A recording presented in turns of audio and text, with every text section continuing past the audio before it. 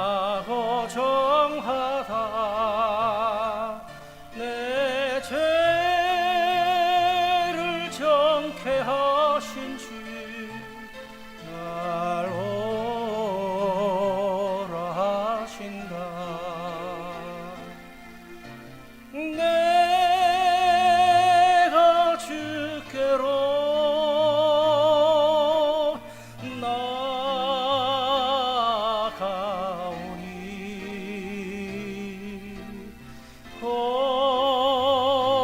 골고다의 보혈로 날 씻어 주셨네.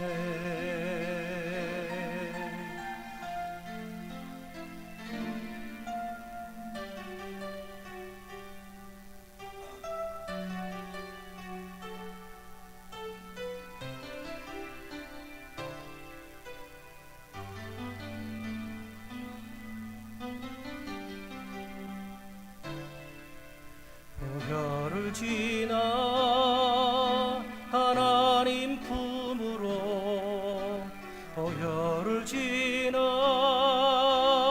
아버지 품으로 보혈을 지나 하나님 품으로 한 걸음씩 나가네. 보혈을 지나 하나님 품으로 보혈을 지나 아버지 품으로 보혈을 지나 하나님 품으로 한 걸음씩 나가네. 존귀한 주 보혈이 내 영을 새롭게 하시네. 존귀한 주 보혈이 내 영을 새롭게 하네. 보혈을 지나 하나님 품으로 보혈을 지나 아버지 품으로 보혈을 지나 하나님 품으로 한 걸음씩 나가네. 존귀한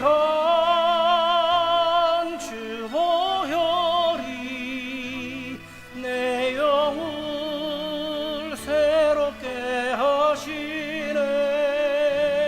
존귀한 주 보혈이 내 영을 새롭게 하네. 존귀한 주 보혈이 내 영을 새롭게 하시네. 존귀한 주 보혈이 내 영을 새롭게 하네.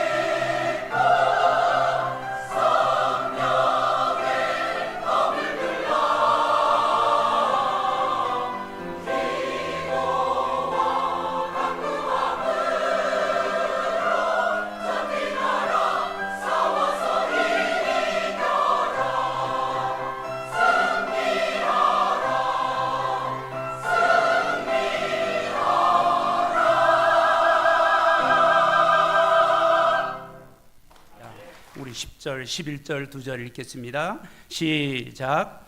정말로 너희가 주 안에서와 그 힘의 능력으로 강건하여지고 마귀의 괴계를 능히 대적하기 위하여 하나님의 전신갑주를 입으라. 아멘. 하나님 아버지, 이 시간 하나님께서 우리에게 말씀해 주시고 제가 준비할 때 저에게 성령께서 말씀해 주신 것처럼 이 시간 말씀이 선포될 때 말씀을 전하는 저와 말씀을 받으시는 우리 모든 성도님들에게 하나님의 성령의 임재하심이 뚜렷하게 하시고 그 말씀이 정말 그 마음에 다름질하여 아멘으로 화답되도록 축복하여 주시옵소서. 이 시간을 주께 부탁드리올 때 예수님 이름으로 기도하옵나이다. 아멘. 앉으시겠습니다. 요즘 스포츠의 계절에 모든 구기 종목과 실내 경기와 실외 경기가 한창 진행 중입니다. 골프나 야구, 축구, 그다음에 핸드볼, 그다음에 탁구도 있고요. 얼마나 많은 이 경기들이 열리고 있습니까? 그러나 요즘 특별히 야구가 야간 경기로 열기를 더해가고 있습니다. 그래서 많은 분들이 또 이야기하기를 야구는 각본 없는 드라마다 이렇게 말하기도 합니다. 꼭 9회 말 투아웃이 아니더라도 계속 지고 있다가 9회 말에 홈런을 치든지 주자가 나가 있는 경기라면 안타를 쳐서 그 경기를 역전시키고 정말 이긴다면 그보다 더 짜릿할 수는 없을 것입니다. 그런데 그 이기는 팀이 바로 내가 응원하는 팀이라면 기쁨은 2배가 될 것입니다. 지난 6월 28일 부산 사직구장에서 롯데 자이언츠와 LG 트윈스와의 경기가 부산에서 있었습니다. 수요일 예배 끝나고 이제 집에 들어가서 잠시 그거를 봤습니다. 그런데 거기에 이 부산 홈팀의 이제 응원단을 카메라가 살짝 잡았는데 그 카메라에 이제 잡힌 응원단의 한 사람이 남자입니다. 요만한 현수막을 들고 응원을 하는데 그거를 카메라가 살짝 잡았는데 거기에 이렇게 써여 있었습니다. 롯데가 이겨야 집구석이 편하다, 이렇게 거기에 쓰여 있었습니다. 그래서 그거를 보여줬는데 집구석이 뭔가 하고 봤더니 표준말은 집안입니다. 근데 이제 낮춘 말이 집구석이더라고요. 근데 그날 경기는 9대9로 비겼습니다. 아마 그 응원한 롯데팀이 그 집구석이 그날은 살짝 불편하지 않았을까 그런 생각이 듭니다. 여러분 중에 야구를 좋아하시는 분들도 계시겠지만 만약에 어떤 팀이 1점 차이로 팽팽하게 나가고 있는데 지고 있는 팀이 이 9회에 나와서 9회 초에 지고 있는 팀이 첫 주자가 안타를 치고 나갔다면 그때부터는 이 덕아웃에서 감독과 코치진이 앉아있던 사람이 다 일어서서 난리법석입니다. 감독이 포수한테 작전을 하기 시작합니다. 저는 작전은 잘 모르는데 보니 이렇습니다. 어깨를 만지고 귀를 만지고 코를 만지고 그리고 탁탁 하면 끝납니다. 이렇게 하는데 제가 이제 어제 점심때 사역자들하고 이 작전의 의미가 뭐냐 그랬더니 그날 팀이 정한답니다. 제일 저 어깨를 만지고 그 다음에 귀를 만지고 코를 만지고 탁탁 하면 4가지 아닙니까? 이 4가지인데 그날 게임에서 이 사인은 첫 번째다 두 번째다 이걸 정한다는 겁니다.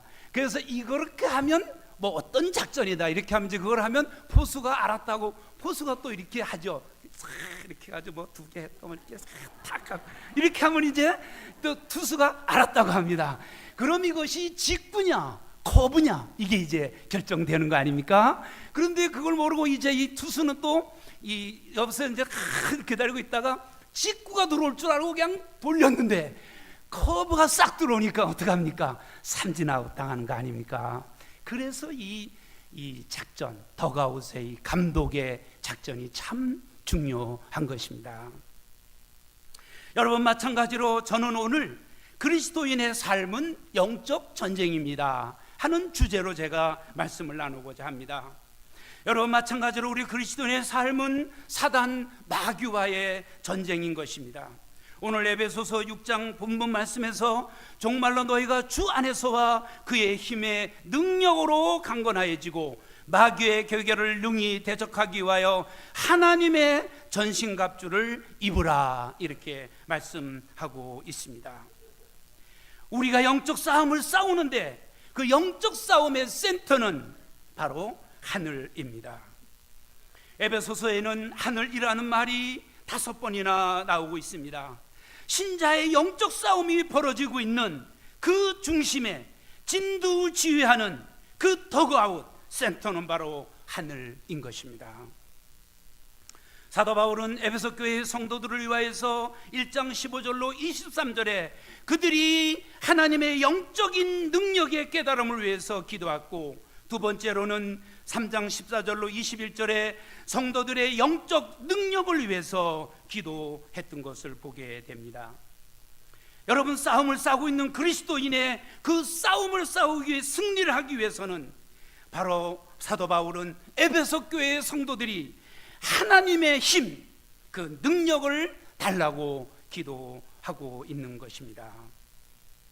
여러분, 하나님 나라와 사탄 왕국의 싸움이 벌어지고 있는데 우리는 하나님의 백성된 우리는 하나님의 군사로 부름을 받아서 우리가 이 싸움에 동참하게 된 것입니다. 그런데 중요한 것은 이 싸움은 나 혼자 싸우고 있지 않다고 하는 사실입니다. 여기에 우리의 교회의 지체의 중요성이 있는 것입니다. 여러분, 이 싸움에서 나 혼자 싸워서 이겼다고 해서 이 싸움이 승리한 것도 아닙니다. 우리는 하나님의 군사의 일원으로 하나님으로부터 부름을 입었고, 우리는 이 하나님의 군대, 하나님의 군사의 한 군인으로 예수 그리스도를 총사령관으로 모시고 우리는 이 싸움을 싸우고 있는 것입니다.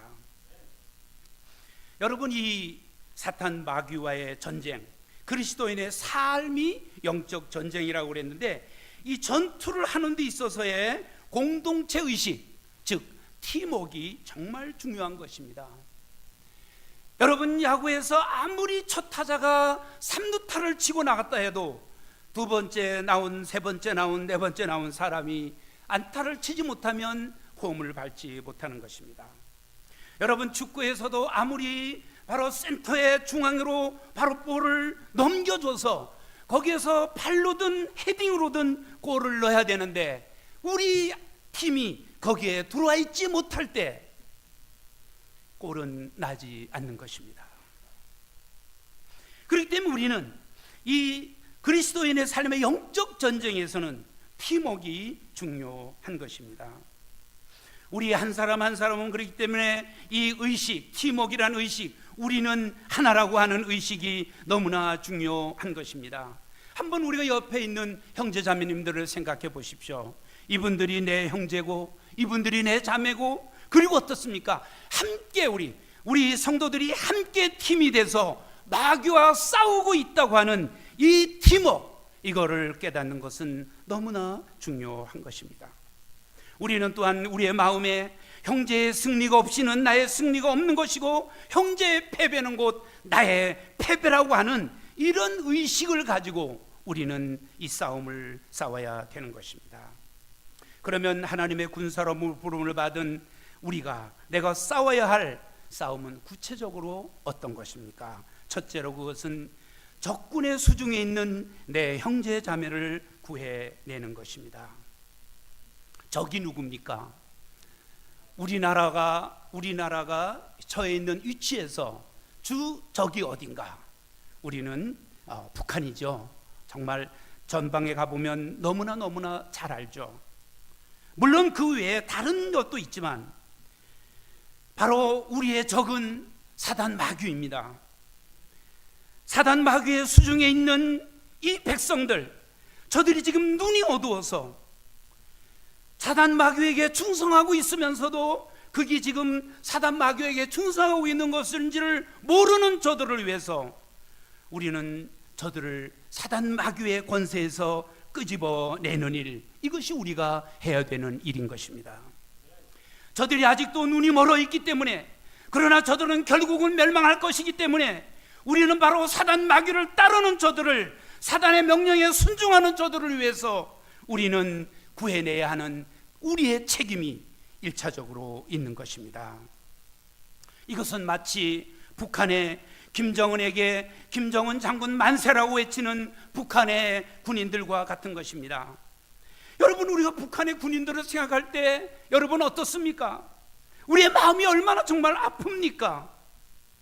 그들은 지금 현재 북한은 저들은 희망도 없으면서 북한의 김정은에게 속아서 그들의 배는 굶주려 가면서도 김정은 장군님 만세라고 하면서 충성하는 저 군인들, 저 주민들, 그들을 여러분 생각해 보시기 바랍니다.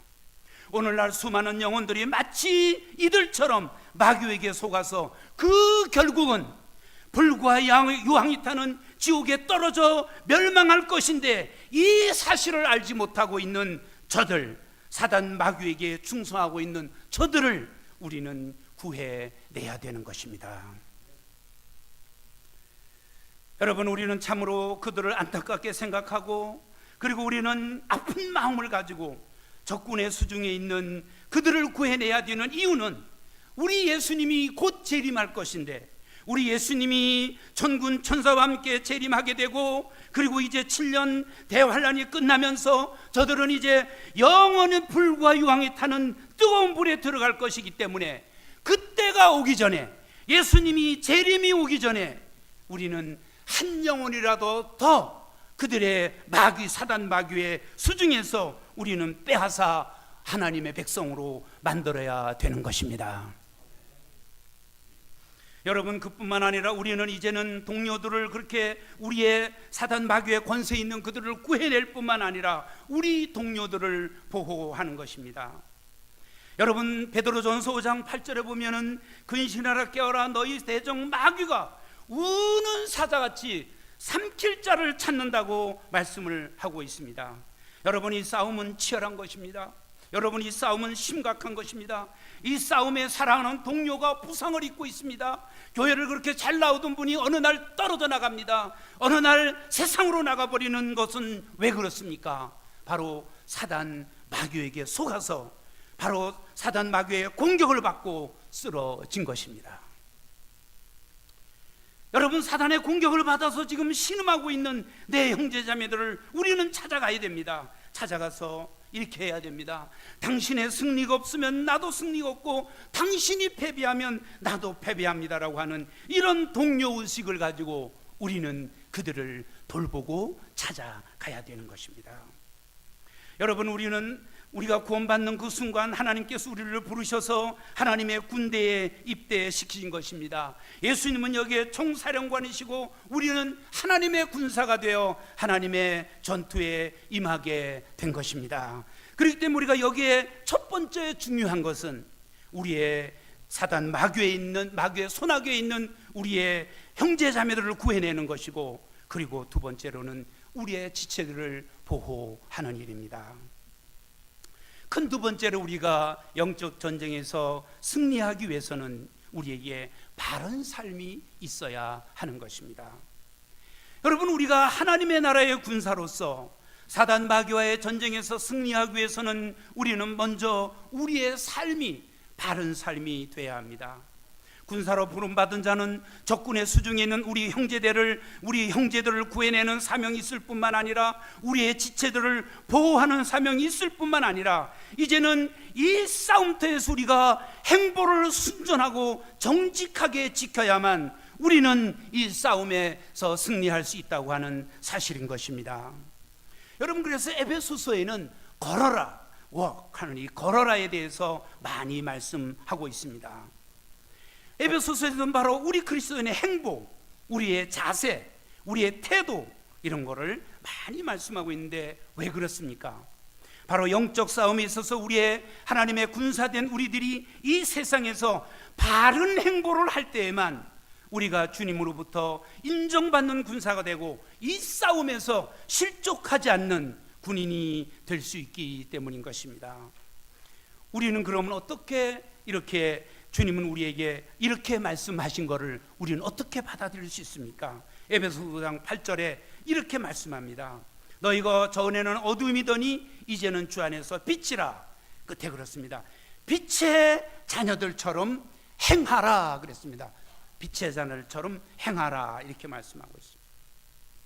성령께서 우리 마음에 오셔서 우리와 함께 하시고 우리를 인도하시고 우리를 격려하시고 우리에게 힘을 주시고 우리가 그리스도인의 삶을 살 수 있도록 인도해 주고 계시는데, 그런데 오늘 날 왜 많은 그리스도인들이 나약하고 시험 앞에 쉽게 무너지고 자주 패배하는 삶을 사는 이유가 무엇입니까? 그것은 바로 하나님의 전신갑주를 입지 않고 있기 때문이라고 하는 사실입니다. 여러분, 하나님의 전신갑주는 어떤 것입니까? 그것은 바로 진리의 허리띠라고 여기에 5장 에베소서 6장에 말씀을 하고 있습니다.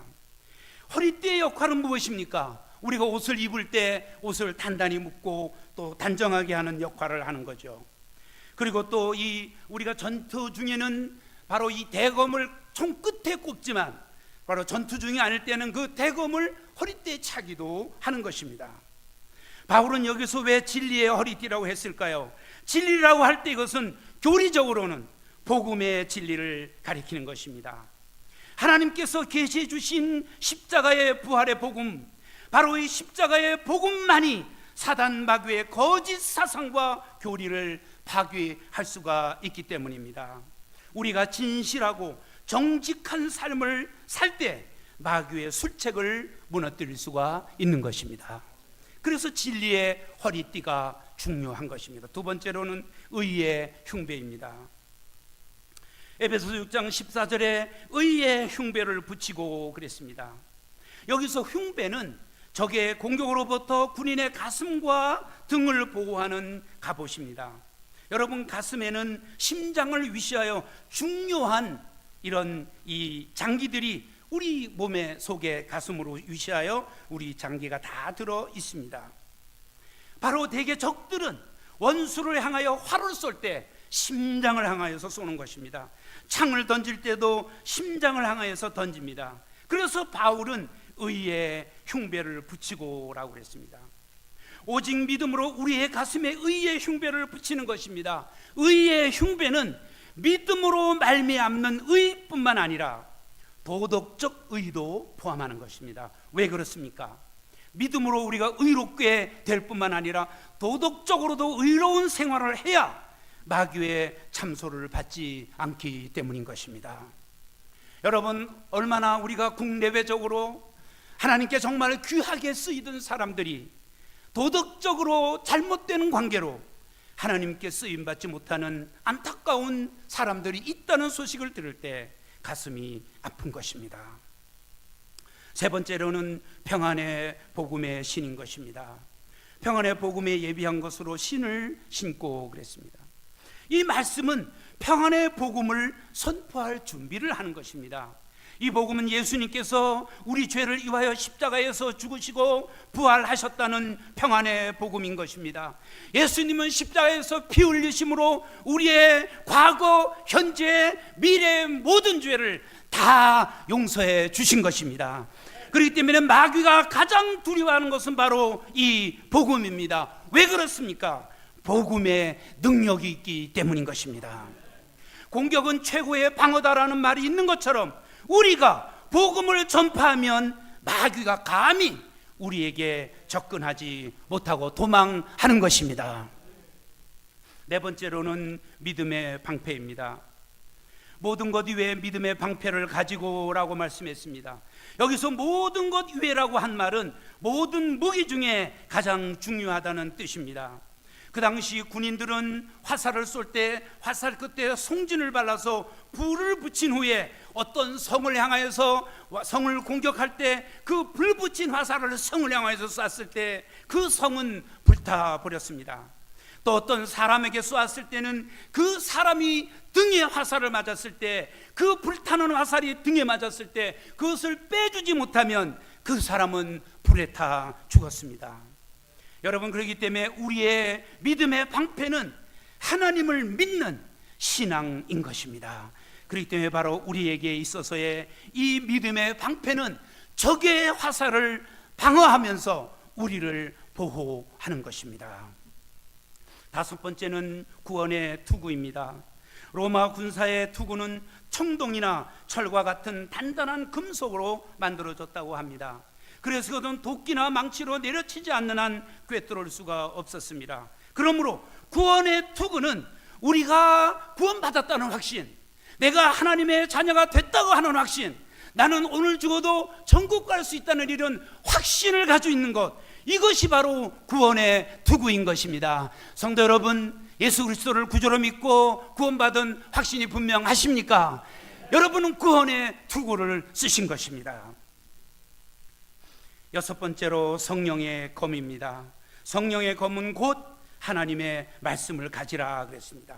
하나님의 말씀은 유일한 공격무기입니다. 하나님의 말씀을 성령의 검이라고 하였습니다. 여러분, 예수님께서도 사탄이 그를 3번이나 시험할 때 어떻게 물리치셨습니까? 기록되었으되라고 3번이나 말씀하시면서 예수님은 사단 마귀를 물리쳤던 것을 우리는 보게 되는 것입니다. 여러분, 우리도 이 마귀와의 우리의 삶이 사단 마귀와의 영적 전쟁인데, 여러분, 우리가 하나님 말씀을 잘 들어야 됩니다. 들어야 믿음이 생기는 거죠. 그리고 읽고 공부하고 암송하고 묵상할 때 우리가 바로 말씀의 검으로 마귀를 물리칠 수 있다고 믿습니다. 그러므로 우리 하나님의 전신갑주를 입고 우리가 성령의 인도함을 따라 정직하고 진실하게 산다면 우리는 바로 하나님의 기뻐하시는 바른 삶을 살게 된다고 하는 사실인 것입니다. 큰 세 번째로 사단 마귀와의 싸움에서 승리하기 위해서 요구되는 가장 중요한 것은 바로 무엇입니까? 그것은 파워입니다. 힘이라고 하는 사실인 것입니다. 여러분, 우리가 하나님의 군사로 부름을 받았지만 우리가 힘이 없으면 그 사명을 감당할 수가 없는 것입니다. 그러므로 우리에게 요구되는 것은 성령의 능력입니다. 성도 여러분, 우리가 살고 있는 이 세상은 국가와 국가 간의 힘의 대결을 우리가 봅니다. 여러분, 미국의 군사력은 세계 최고라고 자타가 인정하는 가운데 육해공군의 군사력은 세계 어느 나라도 감히 비교할 수 없는 초강대국이라고 하는 것을 여러분은 잘 아실 것입니다.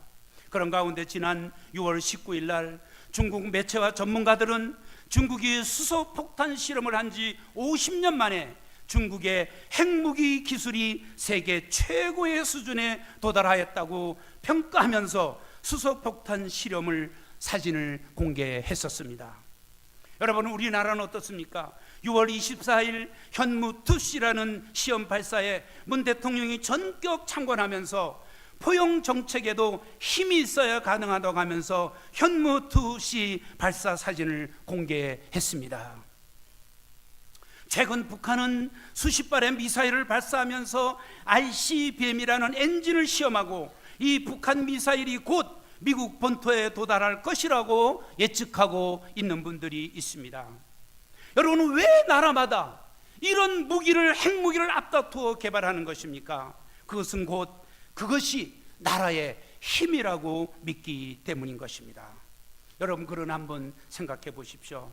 그것이 나라를 폭파시키고 망가뜨리고 산을 불태우고 할 수는 있는 무기들입니다. 여러분, 그러나 아무리 그런 무기들이, 그런 강한 무기들이 있어도 그 무기를 가지고는 영혼을 거듭나게 하지 못하는 것입니다. 영혼을 변화시키지 못하는 것입니다. 성령의 능력으로만 영혼을 변화시키고 구원받게 하는 줄로 믿습니다. 그러므로 우리 그리스도인들이 마귀와의 영적 싸움을 싸워 이기기 위해서 우리는 영적인 힘이 필요한 것입니다. 싸우는 여러분 목적이 무엇입니까? 그것은 이기기 위한 목적입니다. 여러분, 싸우는데 지고자 하는 싸움이 있습니까? 그건 없죠. 여러분, 바로 우리는 이 사단 마귀는 오늘 어떻게 활동합니까? 우는 사자같이 두루다니며 삼킬 자를 찾고 있는데, 바로 이 사단 마귀는 하나님의 영광을 가로채고 자기의 나라를 넓히고 확장하기에 혈안이 되어 있는 것입니다. 이러한 때 하나님께서는 바로 저와 여러분들을 사단 불러서, 하나님의 군대로 불러서 사단 마귀의 공격을 저지하고 결국에는 그들을 패망시키고자 하는데 우리를 부르셔서 이 전투에 함께 싸우게 하신 것입니다. 우리가 이 싸움을 싸우기 위해서 우리는 바로 능력의 원천이신 바로 성령이 우리 마음에 오셔서 우리를 인도할 때, 그럴 때 승리한다고 고백하고 있는 것입니다. 에베소서 3장 16절은 우리 같이 한번 읽어보시겠습니다. 같이 한번 읽어보시죠. 시작.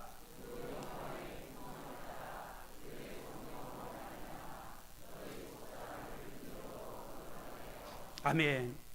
영적 전투에 부르받은 우리에게 필요한 것은 영적 능력인데, 그 능력을 하나님께서 우리에게 성령을 주심으로 능력을 주셨다고 하는 사실인 것입니다. 여러분, 성경은 어느 곳 한 곳에서도 우리 그리스도인들, 믿는 사람들에게 성령을 받으라고 말씀한 곳은 없는 것입니다. 왜 그렇습니까? 그것은 오순절 성령 강림 이후 누구든지 예수 그리스도를 구주로 영접할 때, 그럴 때 영접하는 순간 바로 성령이 우리 안에 들어오셨기 때문인 것입니다. 성도 여러분, 여러분 마음속에 성령님이 들어오셔서 내주하고 계심을 믿습니까? 바로 이제 성령은 우리 안에 오셔서 내주하고 계십니다. 구약시대가 성령 외제의 시대입니다. 구약시대는 성령이 어떤 일을 하러 왔다가 일이 끝나면 다시 갔습니다. 그러나 지금은 성령이 우리 안에 오셔서 내주하고 계시는 것입니다. 이거 그렇기 때문에 바로 믿는 자들에게 성령을 받으라고 하는 것은 올바르지 못한 것입니다. 여러분, 만약 이렇게 한번 생각해 보십시오. 어느 집에 손님이 오시기로 되어 있는데, 그런데 그 집에 손님이 오셔서 소파에 앉아 계십니다. 그런데 주인이 그걸 알지 못하고 밖에 나가가지고 오시는데 왜 안 오시? 주인이 왜 안 오시는 거야? 시계를 보고 오실 시간이 됐는데 왜 안 오시는 거야? 여러분, 한번 그런다고 생각해 보십시오. 지금 손님은 안에 와 계시는데 한번 그런다고 생각해 보십시오. 이거는 오신 성령, 오신 분에 대한 큰 신뢰를 범하고 있는 것입니다. 여러분, 오늘날 많은 그리스도인들이 의도적이든 혹은 몰라서 그렇든 성령님이 와 계시는데도, 그런데도 성령님을 오시라고 찬송 부르는 것도 있고 기도한다면 이거는 잘못된 것입니다. 여러분, 어떤 사람은 능력 받겠다고 산에 올라가기도 합니다. 일자를 정하고 금식도 합니다. 저는 금식하는 그 자체를 나쁘다고 말하는 것이 아닙니다. 그 동기가 잘못된 것입니다. 여러분, 하나님은 우리에게 말씀하실 때 능력이란 어떤 보따리를 우리에게 주시겠다고 약속하신 적이 없는 것입니다. 왜 그렇습니까? 능력인 바로 영적인 능력을 주시긴 주시는데 바로 어떻게 주시는 것입니까?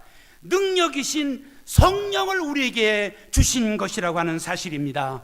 그렇기 때문에 성령을 주셨기 때문에 능력도 우리와 함께 하는 것입니다. 여러분, 돈에는 힘이 있습니다.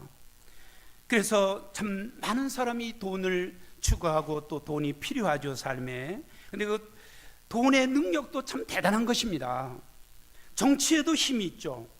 또 정치에도 이 힘이 있어 많은 사람들이 정치 권력을 사용하기 원하는 것입니다. 여러분, 그러나 돈의 힘, 정치의 권력, 그거보다도 우리 그리스도인의 영적 싸움에는 가장 중요한, 가장 큰 성령의 능력의 힘이라고 믿습니다.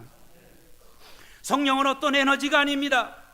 성령은 어떤 영향력이 아닙니다. 성령은 인격이신 것입니다. 하나님께서는 인격이신 성령을 우리에게 보내주셨습니다. 그러므로 능력의 근원 되시는 성령이 우리를 주장하고 우리를 지배하고 우리를 다스릴 때, 우리에게 성령이 충만할 때 우리가 바로 이 세상에서 사단 마귀와의 이 영적 전쟁에서 이기고 우리가 승리하게 되는 줄로 믿습니다. 에베소서 3장 16절에 그 영광의 풍성을 따라 그의 성령으로 말미암아 너희 속사람을 능력으로 강건하게 하옵시며 그랬습니다. 그리고 6장 10절에서는 정말로 너희가 주 안에서와 그 힘의 능력으로 강건하여지고 그랬습니다. 여기서 강건하여지고 be strong 그랬습니다. 강하라 이런 것입니다. 근데 어떻게 강하라는 것입니다. 어떻게 우리가 강해지는 것입니까? In the Lord입니다. 그리스도 안에서 강해지라는 것입니다. 여러분, 이것은 어떤 내가 뭐 아령을 들어서 강하게 한다, 역기를 들어서 강하게 한다, 이런 것이 아닌 것입니다. 이것은 바로 그의 능력으로, 성령으로 말미암아 우리가 강해지라는 그런 말씀인 것입니다. 여러분, 바로 에베소서 5장 18절 말씀처럼 성령의 충만을 받으라, 바로 이렇게 말씀하고 있습니다. 술 취하지 말라, 이는 방탕한 것이니 오직 성령의 충만을 받으라고 말씀하신 것입니다. 그러므로 이 영적 싸움을 싸우는데 우리에게 요구되는 중요한 사실은 성령 충만을 받는 것입니다. 여러분, 이 성령 충만은 바로 앞에서 말씀드린 대로 우리가 예수 그리스도를 영접하는 순간 성령이 우리 안에 들어오신 것입니다. 요한복음 1장 12절에 영접하는 자 곧 그 이름을 믿는 자들에게는 하나님의 자녀가 되는 권세를 주셨으니 그랬습니다. 바로 우리가 예수 그리스도, 나를 위해 죽으시고 나의 죄를 용서하시고 십자가에서 죽으셨다가 장사되고 3일 만에 부활하신 그 예수님이 우리 마음 문을 두드리시는데, 그분을 내가 영접할 때 성령은 우리 마음에 들어오셨습니다. 그럼 성령 충만은 무엇입니까?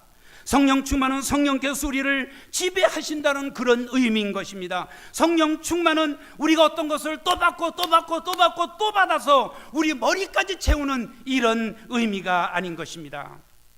여기서 성령 충만을 받으라고 한 말은 성령께서 너희를 다스리게 하라 하는 것입니다. 그렇기 때문에 우리가 성령 충만을 받으라고 하는 것은 성령께서 우리의 생각, 우리의 입술, 우리의 마음, 우리의 손발, 우리의 모든 것을 그 성령이 우리의 어떤 면으로 보면 전 영역을 성령이 다스릴 때, 이것이 바로 성령의 충만인 것입니다. 마지막 넷째로 우리가 이 성령 충만을 받을 때 우리에게 주어지는 결과는 어떤 것입니까? 첫째로 그것은 담대하게 복음을 전합니다. 우리 사도행전 1장 8절을 같이 한번 읽어 보시겠습니다. 사도행전 1장 8절을 같이 한번 읽으시죠. 시작. 오직 성령이 너희에게 임하시면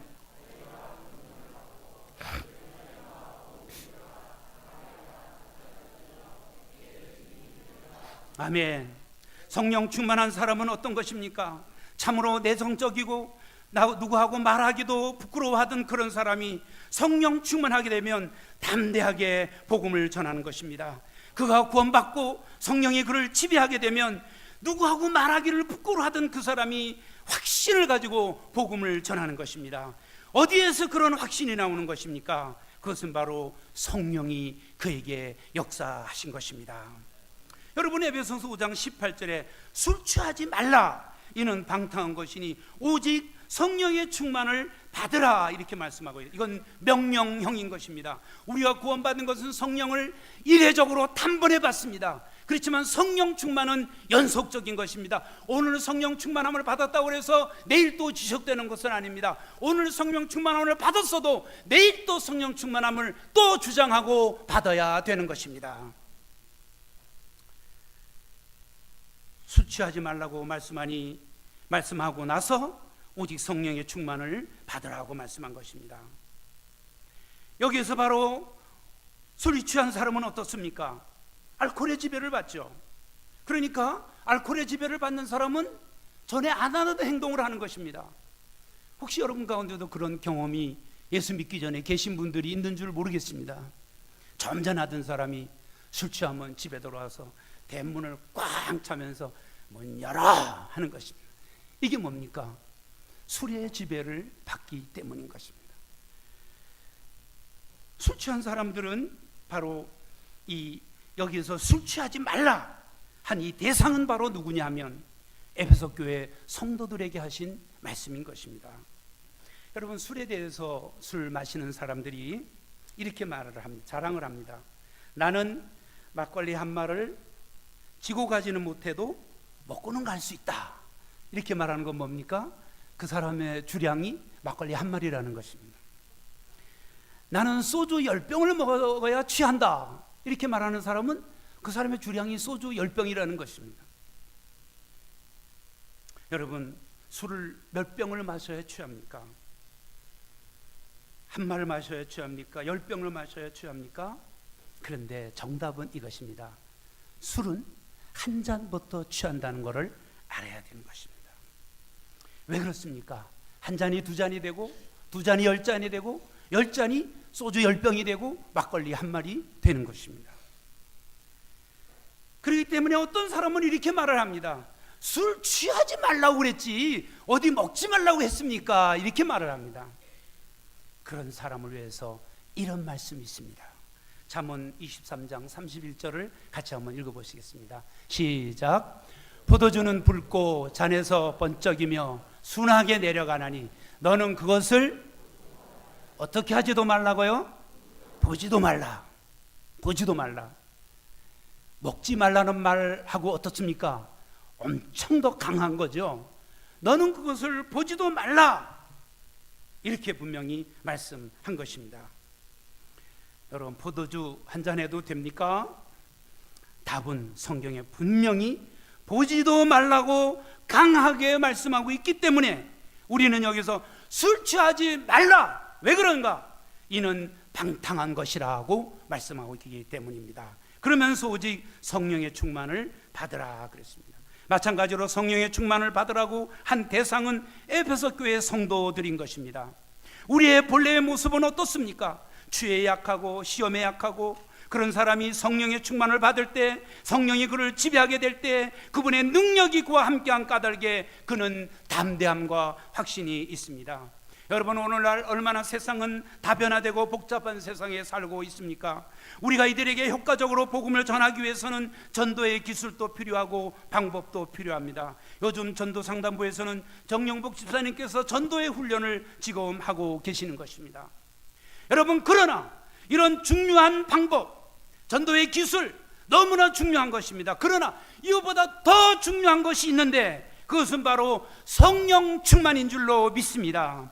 바로 성령 충만한 사람은 전도하지 않을 수 없는 것입니다. 성령 충만한 사람의 삶 속에는 담대함이 있는 까닭에 어떠한 사람에게도 장소에 구애받지 않고 입을 열어 복음을 전하는 것입니다. 또한 성령에 충만한 사람은 성령의 열매가 맺힙니다.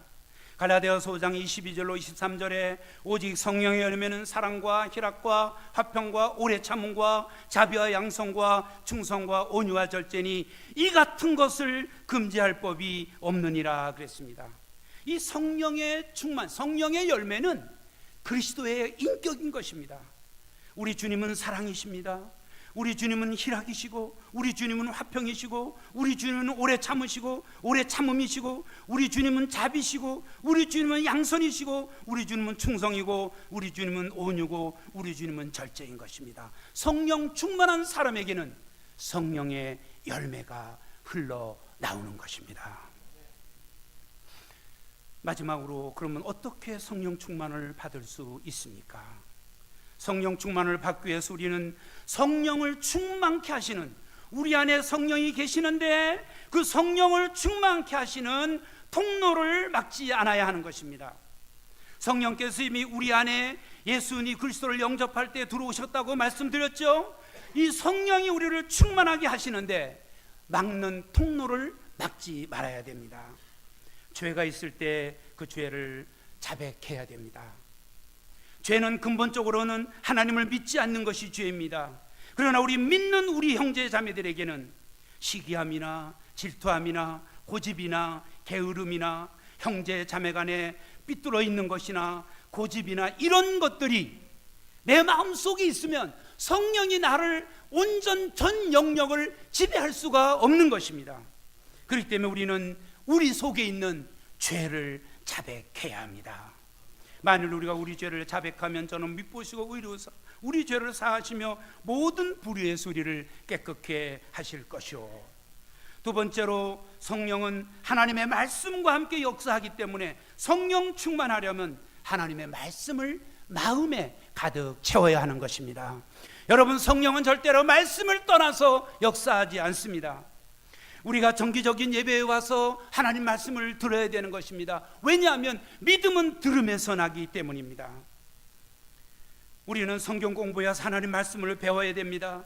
또한 우리는 개인적으로 큐티를 하고 성경 말씀을 정기적으로 읽음으로 하나님의 말씀을 우리 마음에 가득 채워야 됩니다. 골로새서 3장 15절에 그리스도의 말씀이 너희 속에 풍성히 거하여 그랬습니다. 그 말씀이 우리 속에 풍성히 거할 때 성령이 우리의 전 영역을 다스림으로 성령 충만을 받을 수가 있는 것입니다.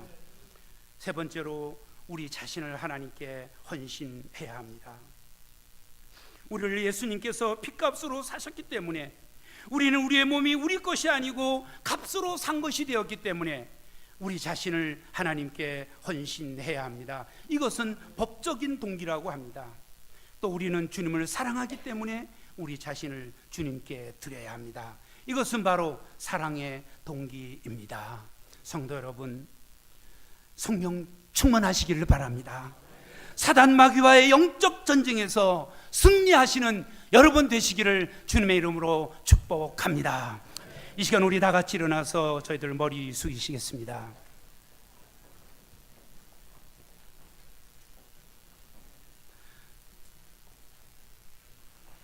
성도 여러분, 이 시간 다 같이 일어나서 머리 숙이고 계실 때, 목사님, 저는 오늘 말씀을 들으면서 정말 저에게는 아직 성령이 오시지 않은 것 같습니다.